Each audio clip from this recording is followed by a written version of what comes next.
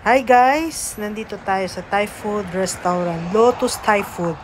Nandito lang sa number 780 New Taipei, Waterloo. Ito yung address po niya. Dito naman sa loob ay malinis dito sa loob. Maganda ang ambience, palagi maraming tao dito. Ito naman ang sauce nila, unlimited na sauce. Vinegar yata to eh. Tingnan ko nga sa loob. Okay, tingnan natin sa loob. Ito yung sili na may vinegar. Ito vinegar lang. Ito naman ay powder chili. Ito naman ang vendor nila. Pwede kayo kumuha dyan. Tapos sabihin nyo lang sa counter na kumuha kayo. Ito na napili ko. Aloe vera drinks. Aloe vera drinks to. Tikman ko nga to. Masarap siguro to.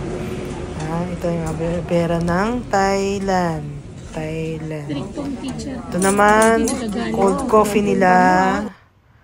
Ito naman ang mga ulam nila. Sarap niyan. Seafood na may iklog sa taas, sunny rice. Ito naman, giniling na may iklog sa sunny rice. Tapos ito naman, gata na. Chicken na gata siya. Tapos ito naman, chapsoy. Parang chapsoy po siya. Tapos ito naman, ang fried rice, pineapple fried rice nila. Ito naman, pork chop nila. Pork chop na hiniwa-hiwa maliit. Tapos ito naman stream nila na prito. Tapos ito naman beef. Tapos ito naman ang isda nila, steam fish nila, famous